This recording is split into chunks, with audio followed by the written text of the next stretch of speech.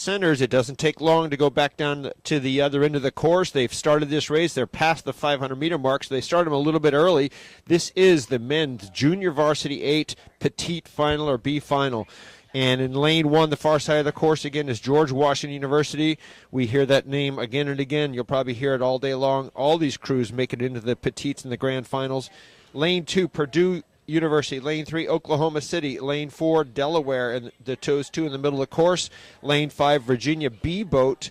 And lane 6, William and Mary.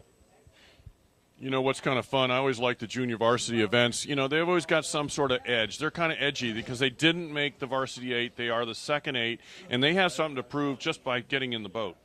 You know, and that said, there's probably seniors in this boat have rowed 4 years. Maybe they had been in a varsity boat previously, but they don't always, you know, you can't always hold on to your seat, whether it's illness, injury, or one of those younger kids coming up that's a little bit better, a little faster. Yeah, and the junior varsity is actually what makes the varsity faster because they're always on. They're ready to take the varsity seat anytime they can, and some of them could have been in the varsity boat last week. Yeah, and you know, the JV boats are typically some of the toughest boats to work with because you got people that want to be in that varsity 8, and you may have some younger people that aren't as experienced. So sometimes they're the hardest ones to coach, although they're some of the most fun when they do well.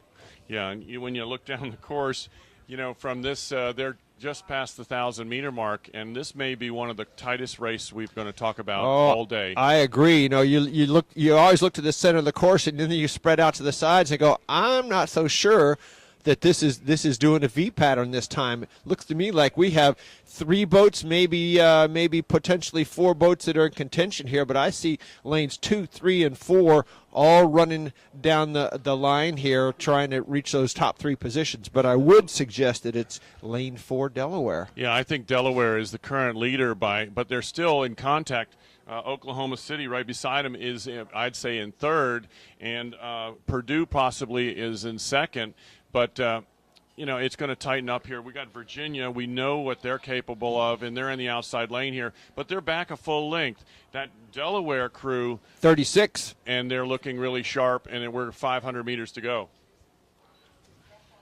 So Delaware just doing a beautiful job. They got their blue uniforms on. You can see them very, very clearly in the center of the picture. To the left of them is that Virginia crew.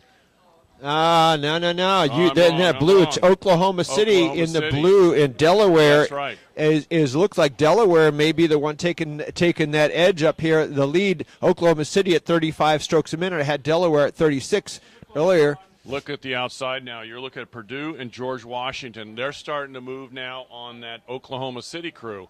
So Purdue, I'm going to say, is drawing even or close to even, or they're trying to, on Oklahoma City, which was currently in 2nd place. But look at the outside. 4 boats here, 4 boats. Look at GW. 1, lane 2, and lane 3, and lane 4. They're going to come. Look at GW come through. Look at George Washington come through here. Yeah, and it's all looking really tightening up here. Almost straight across, Casey. 36.5 for that lane 1 GW. They've made a great move to draw even. You know who's sliding back? Oklahoma. And Oklahoma, 36 strokes a minute. Back. Look at the bows. It is lane 1, George Washington, that's putting on the sprint to take this thing if they can hold on. Can Purdue hold on to 2nd? Here comes Oklahoma City. They're going to challenge for 2nd. It's going to come to the line. Oklahoma City trying to get. Look at that. It's going to be. Wow. Oh, it is. Wow, that was fun. Was that fun? George Washington, I believe they came across first unofficially, then Oklahoma City, I think. Oklahoma City took that 2nd, but I could not call that between Purdue and Virginia. Purdue came down the last 200 meters in a solid 2nd position. Oklahoma came up, and I think Oklahoma may have nipped them for that 2nd place. I'll tell you what, it was, like you said, the sawing of the bows. You see one ahead and then the other head, and then one ahead and the other head, and it looks like Oklahoma's bow sawed out at just the right time. Yeah, and that sawing is set up by the stroke oar going in the water, out of the water, the speed accelerating and slightly decelerating. When that happens, it may come down to just what part of the stroke are you on that will win the race.